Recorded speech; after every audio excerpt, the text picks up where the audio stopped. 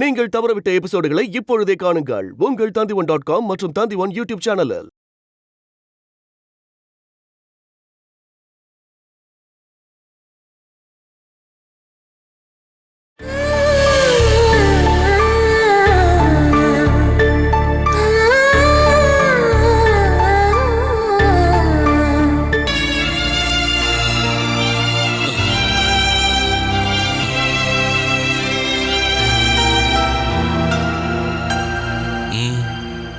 நான் இங்க சவாரிக்காக வந்தேன்.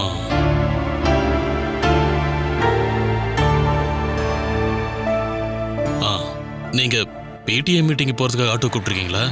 இல்லப்பா, இது ஆஷா சித்தி வந்த ஆட்டோ.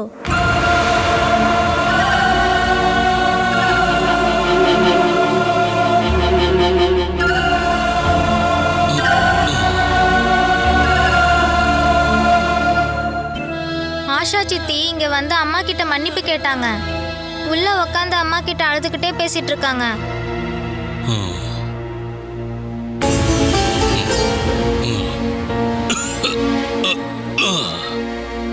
ஆஷா சித்தி எதுக்காகப்பா சுமேஷ் சித்தப்பா கிட்ட சண்டை போட்டு போயிட்டாங்க? சில கெட்ட குணம் உள்ள ஆம்பளைங்களுக்கு நல்ல குணம் உள்ள பொண்டாட்டி கிடைப்பா. புருஷன் கெட்டவனு தெரிஞ்சதுக்கு அப்புறம் எப்படி அவன் கூட வாழ்வா? அவங்க பாதையில போயிடுவாங்க. ஆனா அம்மா ஏன் அந்த மாதிரி பண்ணாமலே விட்டுட்டாங்க?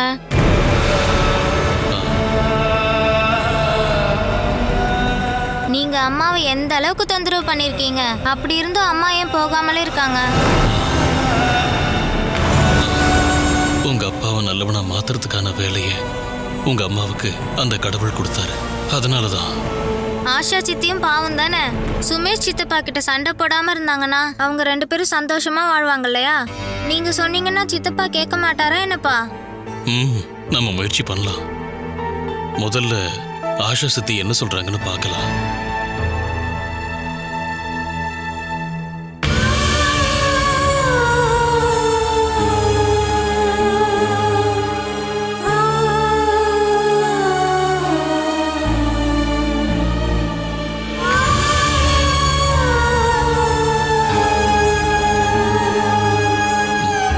குழந்தைய கூட்டிட்டு வரலையாமா? என் அப்பா கூட அவ அட்டாச் ஆயிட்டா. அவ என்ன கேட்டாலும் அப்பா வாங்கி கொடுத்துருவாரு. அதனால நானும் என் அம்மா அவளுக்கு வேண்டாம். நீங்க இப்படி தனியா இருக்கலாம்னு முடிவு பண்ணிட்டீங்களாமா?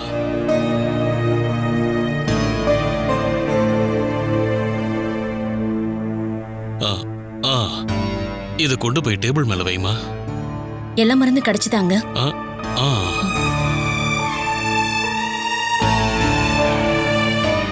சுமேஷ் கூட வாழ்றதுக்கு உனக்கு இஷ்டம் இல்லை அப்படின்னா டிவோர்ஸ் வாங்குறது தான் நல்லது.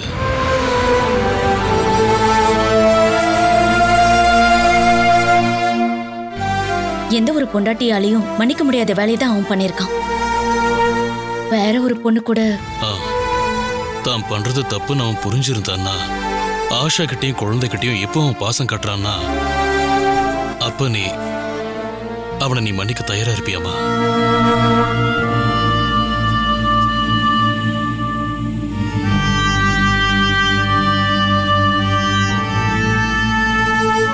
தம்பியோட வாழ்க்கை இப்படி வழி தவறி போனதுனால நான் சொல்லல. அவனோட குழந்தை தான் இப்பவும் வயித்துல வளர்ந்துட்டு இருக்கு. உன்னோட இந்த குழந்தைக்காக இந்த ஒரு தடவை மட்டும் உன் புருஷன் பண்ண எல்லா தப்பையும் மன்னிச்சு ஏத்துக்கிறதுக்கு உன்னால முடியுமாமா?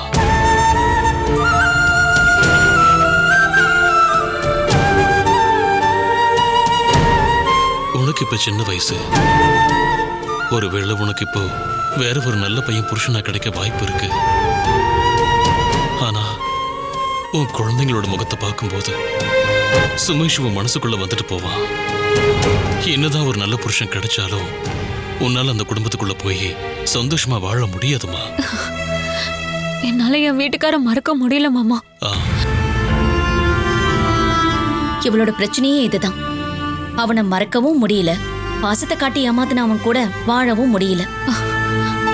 என்னோட அப்பா அம்மா கூட பல தடவை டிவோர்ஸ் பண்ணன்னு சொன்னாங்க. வயித்துல வளர குழந்தையும் கலைக்க சொன்னாங்க. ஆனா இது ரெண்டையும் என்னால செய்ய முடியாது. அப்படின்னா சுமேஷை விட்டுட்டு போக உனக்கு மனசுலன்னு தானே அர்த்தம்?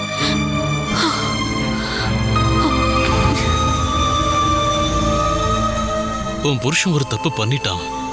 இதுக்கப்புறம் அப்படி ஒரு தப்பு பண்ண மாட்டேன்னு அவன் சத்தியம் பண்ணா நீங்க சேர்ந்து வாழ முடியாதா?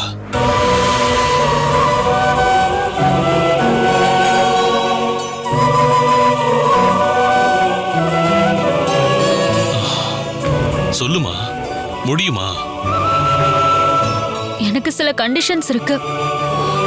அதை ஏத்துக்கெல்லாம் அவர் தயாரா இருந்தா காம்ப்ரமைஸ்க்கு நான் ரெடியா இருக்கேன். இன்னைக்கு குழந்தைங்க படிக்கிற ஸ்கூல்ல பிடிஏ மீட்டிங் இருக்கு. நாங்க எல்லாரும் சேர்ந்து அங்க போகலான்னு இருக்கோம். அதெல்லாம் பரவாயில்லம்மா. அதை விட முக்கியமானதான இந்த விஷயம். நாம 2 பேரும் இன்னைக்கே எங்க வீட்டுக்கு போய் சுமேஷ் கிட்ட பேசலாம். எங்க வெளியே நிக்கிறதுல இந்த ஆட்டோ வழியா நம்ம போலாம். இப்பவா? நாம ஒரு விஷயத்தை முடிவு பண்ணிட்டா அதை உடனே நடத்தி காட்டணும். பாலா, நீ குழந்தைங்களை கூட்டிட்டு ஸ்கூலுக்கு போயிட்டு வந்துருவா. நான் ஆஷா கூட போய் சுமேஷ் கிட்ட பேசி பார்க்கறேன். நான் மட்டும் தனியா வந்தா? உங்க அப்பாவுக்கும் அம்மாவுக்கும் கால் பண்ணி எங்க வீட்டுக்கு வர சொல்லிடு. அப்பா வரமாட்டாரு. அப்படின்னா உங்க அம்மாவை அங்க வர சொல்லிடு.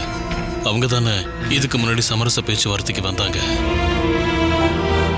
பாலக்கா, நீ என்னுடைய கருத்தெல்லாம் கேட்க வேண்டாம். சுமேஷை திருத்த உன்னால முடியும் அப்படின்னா நீ இந்த சான்ஸை யூஸ் பண்ணிக்கோ.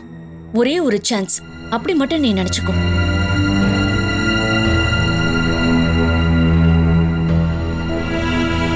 நீ இது உன் ஃபேமிலியோட சம்மதத்தோட பண்ணணும்.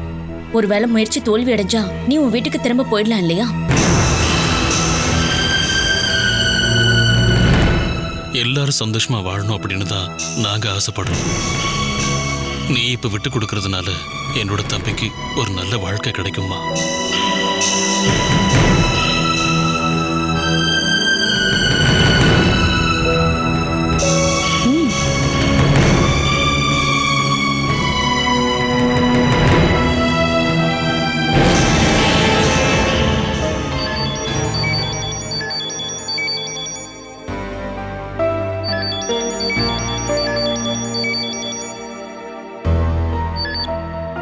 ஹலோ, நல்லா இருக்கீங்களா அத்தை? நீங்க அங்க நல்லா இருக்கீங்கல்ல? அது போதும். ஹரி இப்போ இங்க இல்ல. அதான் உங்ககிட்ட ஒரு விஷயம் சொல்லலான்னு கால் பண்ணேன். நான் இப்போ உங்ககிட்ட கேட்க போற கேள்விக்கு நீங்க போய் சொல்லக்கூடாது. வேணுகோபாலோட ட்ரீட்மெண்ட் செலவெல்லாம் பாத்துக்கிறது ஹரியா? அது எப்படிமா எனக்கு தெரியும்? இப்ப கொஞ்ச நாளைக்கு முன்னாடி அவர் 1 லட்சம் ரூபாய் கொடுத்தது உங்களுக்கு தெரியாதா? அது மனோஜோட அக்கௌண்ட்டுக்கு அனுப்பி வச்சிருக்கான். எப்படி அத்தை இப்படி போய் சொல்றீங்க? நான் என்னடானா இங்க ஹாஸ்பிட்டல்ல ஓவர் டைம் டியூட்டிலாம் பார்த்து கொஞ்சம் அதிகமா சம்பாதிக்கலாம்னு முயற்சி பண்ணிட்டு இருக்கேன். இப்ப நாங்க இருக்கிற இந்த வீட்டுக்கு இன்னும் 18 லட்சம் ரூபாய் லோன் அடைக்க வேண்டியிருக்கு. அதுக்கு நடுவுல தங்கச்சி குடும்பத்துக்காக என் வீட்டுக்காரர் பணத்தை வாரி இறைச்சிட்டு இருக்காரு. ஹரிக்கு தங்கச்சி மேல அவ்வளோ பாசம் இருக்குங்கிறதுக்காக நான் எதுக்கு இங்க கஷ்டப்பட்டுட்டு இருக்கணும்? பாலாவால தான் ஜெயானியும் மனோஜனாவும் இப்ப சண்டை போட்டுட்டு இருக்காங்க. அப்படின்னு யார் சொன்னது? நீங்க மறைக்கலாம் முயற்சி பண்ண வேண்டாம். அவங்களோட குடும்பத்துல இதனால நிச்சயமா ஒரு பிரச்சனை வெடிக்கும். அதே மாதிரி பாலாக்கு உதவி பண்றேன்னு ஹரி கிளம்பினார்னா அப்புறம் நானும் கடுமையான முடிவுகள் எடுப்பேன். பாலா எங்க வாழ்க்கைக்கு நடுவுல ஒரு சாபமா வந்துடக்கூடாது. நீங்களும் மாமாவும் பாலாக்கு இதுக்கப்புறம் உதவி பண்ண வேண்டான்னு ஹரிக்கு ஃபோன் பண்ணி சொல்லுங்க. பாலாவால இதுக்கப்புறம் எங்க 2 பேருக்கு நடுவுல எந்த சண்டையும் வரக்கூடாது. அதுக்கான வேலையெல்லாம் நீங்க உடனே செய்யணும். நான் அப்புறம் கால் பண்றேன்.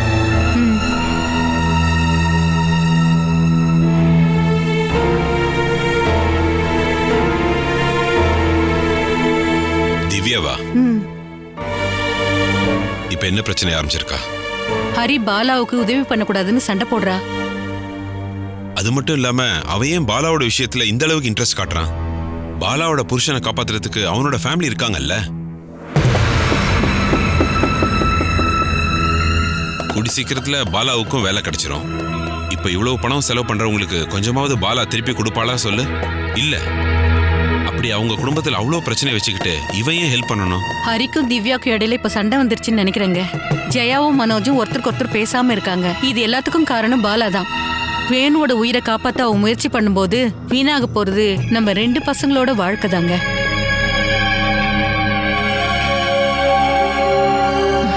நான் இப்ப என்ன வேண்டிக்கிறேன்னா, வேணு கூடி சீக்கிரமே செத்து போகணும்னு.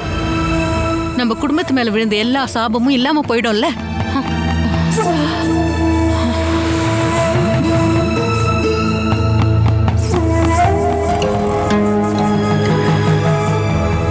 உன் மேல கம்ப்ளைண்ட் என்னைக்கு தாண்டா சொல்லாம இருப்பாங்க? உன்னோட டீச்சர்ஸ பார்த்தாலே எனக்கு பயமா இருக்கு. உன்னை பத்தி புதுசா என்ன கம்ப்ளைண்ட் பண்ண போறாங்களோன்னு நினைச்சுதான். நான் தான் ரொம்ப நல்லா படிக்கிறேனே. படிச்சா மட்டும் போதுமா? நல்ல பையங்கிற பேரை எடுக்க வேண்டாமா? ஏற்கனவே இவன் பேர் டேமேஜா இருக்கு. இவன் யார் கூட சண்டை போட்டாலும் டீச்சர்ஸ் முதல்ல என்னதான் கூப்பிடுறாங்க. தப்பு பண்ணிட்டு அப்படியே எரும மாடு மாதிரி நிக்கிறான். அடிச்சா கூட அழுவ மாட்டான். இதுக்கப்புறம் உன் கிளாஸ் டீச்சரை பாக்குறதுக்கு நான் வரமாட்டேன். உன் அப்பாவை அனுப்புறேன். அப்பதான் உனக்கு ஒரு பயம் இருக்கும்.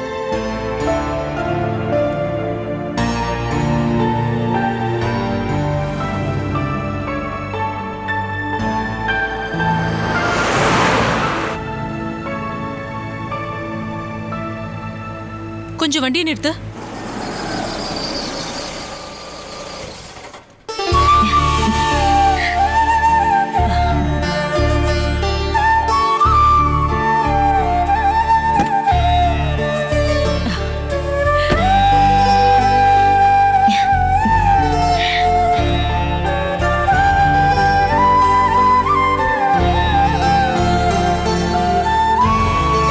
நீ என்ன மறந்துட்டியா பாலா? நீங்க என்கிட்ட காட்டின பாசத்தையும் அன்பையும் என்னால மறக்க முடியுமா என்ன? நீங்க எல்லாம் எங்க போயிட்டு இருக்கீங்க? இவங்க ஸ்கூல்ல பிடிஎம் மீட்டிங் இருந்துச்சு. நீங்க தனியா வந்திருக்கீங்க? இங்க இருக்க பேங்க்ல லோன் வாங்குறதுக்காக கையெழுத்து போடுறதுக்காக வந்தம்மா. இந்த வழியில வந்ததால தானே உங்களை பார்க்க முடிஞ்சது. வா, வந்து கார்ல ஏறுங்க. நீங்க வீட்டுக்கு வந்துட்டு தான் போகணும். இப்ப வா. வேற எப்பமா? நீ வீட்டுக்கு வந்து சாப்பிட்டு தான் போகணும். வேண்டாமா, நாங்க இன்னொரு நாளைக்கு வரோம். நீ வந்துதான் ஆகணும். உன் சொந்த வீடு மாதிரி அப்பெல்லாம் அடிக்கடி வந்துட்டு போனல. நம்ம வாழ்க்கையில நம்ம எதிர்பார்க்காத ஒண்ணு நடந்திருந்தா கூட அன்னைக்கு இருந்தா நம்ம எல்லா சொந்தத்தையும் விட்டு போக முடியுமா என்ன? என் வீட்டுக்காரருக்கு குணமான உடனே நாங்க எல்லாரும் சேர்ந்து கண்டிப்பா ஒரு நாள் வரோம். அதெல்லாம் இருக்கட்டும். கண்டிப்பா நீ இன்னைக்கு வந்தே ஆகணும். அது மட்டும் இல்லாம இன்னைக்கு நான் உன்கிட்ட சில விஷயங்களை பேசி ஆகணும். சரி, நீங்க வாங்க. உங்களை சீக்கிரமாவே திரும்ப அனுப்பிடுறேன். நம்ம அங்க போலாமா? கல்யாணியும் பார்க்கலாம்ல. நீங்க வண்டியில ஏறுங்கம்மா. பாலா, நீ எதை பத்தி யோசிக்க வேண்டாம். நான் தானே கூப்பிடுறேன். நீங்க ஏறுங்கம்மா. நான் முன்னாடி உட்காந்துக்கிட்டுமா? சரிப்பா. அது வந்து வினு, டேய் நீ ஏறுமா, வா. அது வந்து அம்மா, நீ ஒன்னும் சொல்ல வேண்டாம். வா, நான் சொல்றேன். கொஞ்சம் சொல்றல்ல. இல்ல, நீ எதுவும் நாங்க பேசாத. இன்னொரு நாளைக்கு.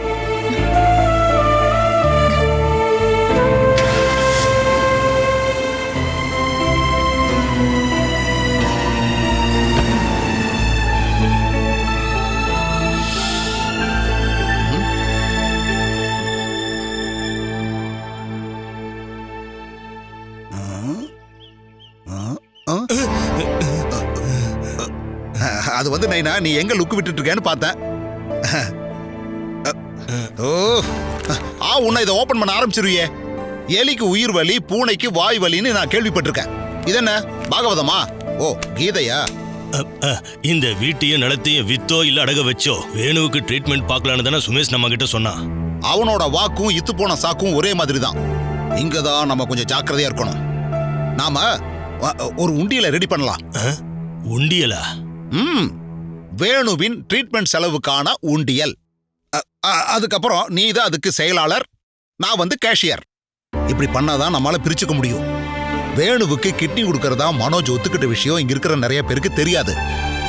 இந்த நேரத்துல நம்ம ஒரு டிராமா போட்டோம்னா வேணுவுக்கு ட்ரீட்மெண்ட்டும் நடக்கும், நாமளும் கொஞ்சம் கல்லா கட்டலாம். நன்றி கெட்டவனே. கூட பிறந்த தம்பியோட வியாதியை சொல்லி நீ பணம் சம்பாதிக்கலாம்னு நினைக்கிறியா என்ன? ஐயோ நைனா சைலன்ஸ் நீ ப்ளீஸ். எல்லாம் ஒரு கூட பிறந்த அண்ணனாடா. நோய்வாய்ப்பட்டு படுத்து கிடக்கிறவங்க கிட்ட போய் ஆறுதலா பேசி தைரியம் சொல்றதுக்கு பதிலா அவனை வச்சு எப்படி பணத்தை சம்பாதிக்கலாம்னு யோசிக்கிற உன்னை வெத்து எடுத்து வளர்த்ததை நினைச்சு வெக்கப்படுறேன்டா. உன்னை நினைக்கும் போது என் உடம்பெல்லாம் கூசுதுடா. கூசும் நைனா, கூசும் கூசும். வாழ்றதுக்கான ஒரு வழி கிடைக்கிறப்போ அதை உபயோகப்படுத்தாதவன் முட்டாள் நைனா, அடி முட்டாள். நான் எனக்கு கிடைச்ச இந்த அற்புதமான வாய்ப்பை நான் யூஸ் பண்ணாம விட மாட்டேன்.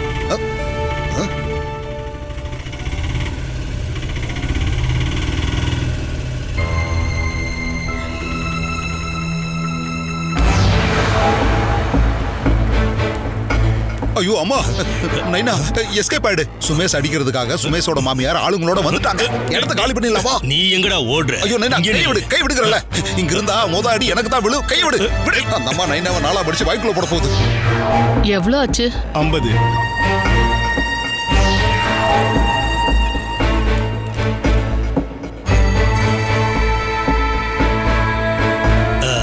சம்பந்திமா, ஆஷா எப்படிமா இருக்கா? நல்லா இருக்காளா?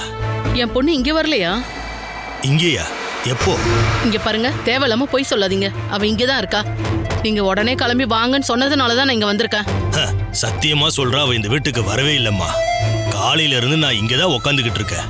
அவ இங்க வந்துட்டேன்னு எனக்கு ஃபோன் பண்ணி சொன்னா. இங்க வந்துதான் அவ காணா போயிருக்கானா? நீங்க எல்லாரும் சேர்ந்ததுக்கு பதில் சொல்லிதான் ஆகணும். எதுக்காக நாங்க பதில் சொல்லணும்? என் பொண்ணு ஆஷா, அவ இங்கதான் வந்திருக்கா. இங்க இருந்து அவ எங்க போயிருக்கா? இதுக்கு முன்னாடி இங்க இருக்கிற ஒருத்தன் கூட்டோன்னு ஓடி வந்தவ தானே உன் பொண்ணு. இப்ப வேற யாராவது கூட்டிருப்பாங்க. இங்க வரதா சொல்லிட்டு அவங்க கூட ஓடி போயிருப்பா. இங்க பாரு ஜெகதாம்பா, ஏதாச்சும் நான் சொல்லிட போறேன், பாத்துக்கோங்க. அதை விட கெட்ட வார்த்தைகள் என் வாயில இருந்து வரும். ஆஷா இங்கதான் வந்திருக்கா. அவளுக்கு என்ன ஆச்சுன்னு எனக்கு தெரிஞ்சு ஆகணும். நீ தானே அவளை இங்க இருந்து கூட்டிட்டு போன. அதுக்கப்புறம் இன்னி வரைக்கும் ஆஷா இங்க வரவே இல்ல. இதுக்கப்புறம் அந்த கேடு கட்டப்பல நான் வீட்டுக்குள்ளேயே விட போறது இல்ல. ஆம் அத்தை, அங்க பாருங்க.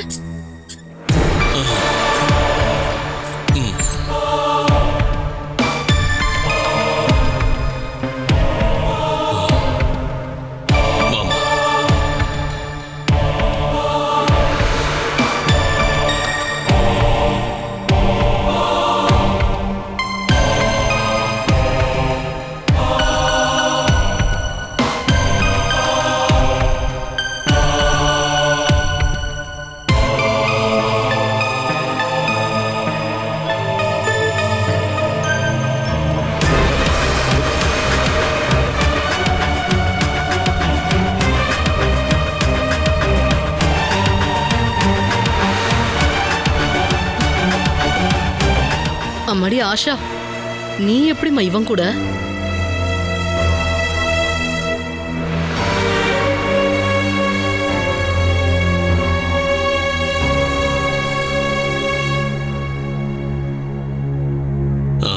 என் தம்பிக்கும் அவன் பொண்டாட்டிக்கும் இடையில இருக்கிற பிரச்சனையை தீர்த்து வைக்க தான் நான் வந்திருக்கேன்.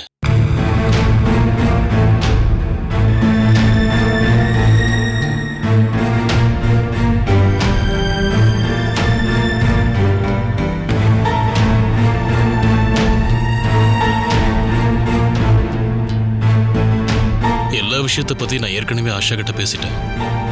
இதுக்கப்புறம் நான் சுமேஷ் கிட்ட தான் கேட்டு தெரிஞ்சுக்கணும்.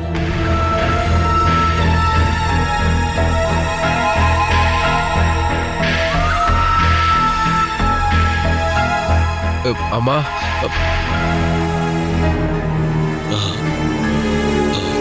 இந்த வீட்டை விட்டு போனவளை திரும்ப நான் இங்க கூட்டிட்டு வந்திருக்கேன். இப்ப உன்னோட முடிவு என்னன்னு தான் எனக்கு தெரியணும்.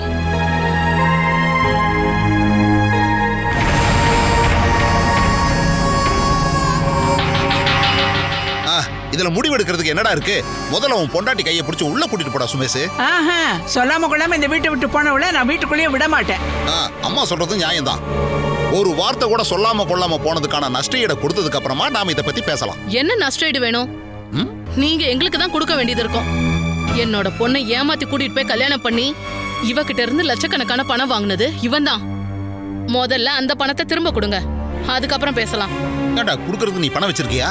இல்ல ஆஷாவோட அம்மா சொல்றத அவ்வளவு ஈஸியா ஒதுக்கியெல்லாம் வைக்க முடியாது. இங்க நஷ்டத்தையோ நஷ்டஈட பத்தியோ பேசுறதுக்காக எல்லாம் வரல. இது வரைக்கும் நடந்த எல்லா பிரச்சனைகளையும் மறந்துட்டு சுமேஷும் ஆஷாவும் ஒன்னா சேர்ந்து வாழணும்.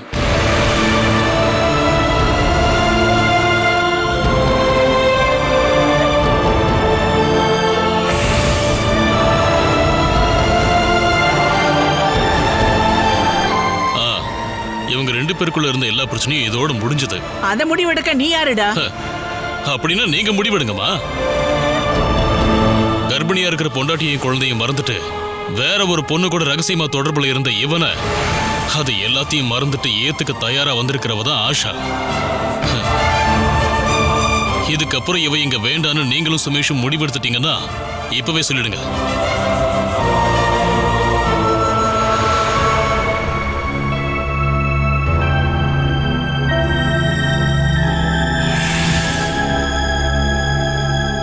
ஜெகதாம்பா, ஆஷாவோட நல்ல மனசுக்கு ஒரு நன்றியை சொல்லிட்டு வீட்டுக்கு கூட்டிட்டு போய் விளக்கேத்துறதுக்கு அவளை சந்தோஷமா உள்ள கூட்டிட்டு போமா. அத்தை, எதுக்காக யோசனை பண்ணிட்டு இருக்கீங்க? ஆஷா ஒரு நல்ல விஷயம் பண்றதுக்காக வந்திருக்கா. அவளை பார்க்காத மாதிரி இருக்காதீங்க. ஏய், சும்மா வளவளன்னு பேசிட்டு இருக்காம உள்ள போய் ஒரு விளக்கு எடுத்துட்டு வா போ. இவள நான் இந்த வீட்டுக்குள்ள மறுபடியும் விடணும் அப்படின்னா எனக்கு சில நிபந்தனைகள் இருக்கு.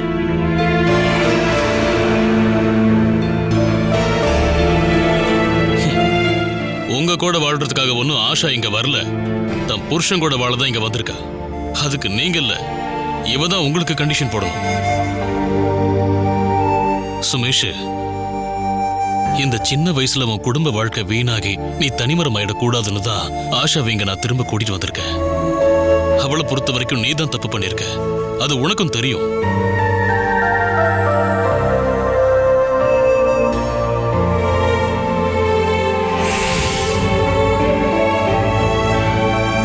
நீ தான் அவகிட்ட போய் மன்னிப்பு கேட்கணும்.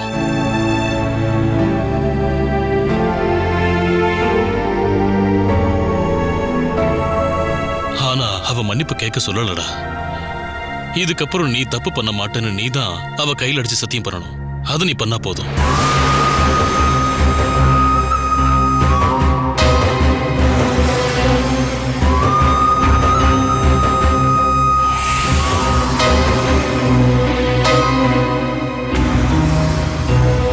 இன்னையிலிருந்து சுமேஷும் ஆஷாவும் ஒன்னா வாழ போறாங்க. அப்படி சொல்றா சிங்கக்குட்டி. கை தட்டுங்க, எல்லாரும் கை தட்டுங்க. இந்த பாயிண்ட்டுக்காகவே கை தட்டுங்க. என்ன ஒரு பாயிண்ட், என்ன ஒரு பாயிண்ட். சூப்பரா தம்பி.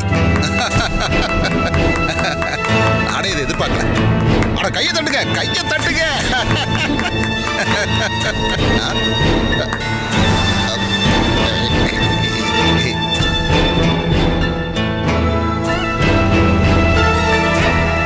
இனி ஆஷா என்ன சொல்றாளோ அதுபடி கேட்டுதான் சுமேஷ் வாழணும்.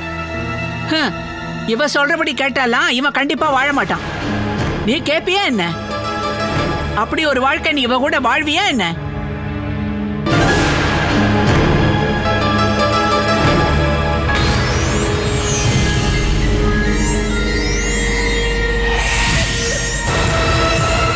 இங்க பாருங்க, தேவையில்லாம பிரச்சனை பண்ணாதீங்க. ஓடி உள்ள. நான் இவனை ஒரு ஆம்பளையா தான் வளர்த்திருக்கேன். கொண்டாட்டி அடிக்கிற தாளத்துக்கு ஆடவும் இவ பாவாடை நாடாவை கோக்கவும் வேற ஆளை போய் பாருங்க.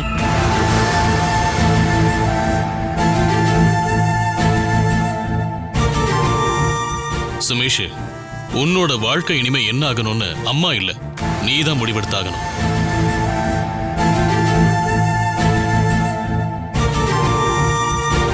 நாம என்னதான் வழி தவறி போனாலும் நம்ம சொந்த குடும்பத்துக்குள்ள நம்ம வரலனா நம்மளால நிம்மதியா தூங்க முடியாதுடா. அப்படி ஒரு நிலைமை உனக்கு வரணுமா?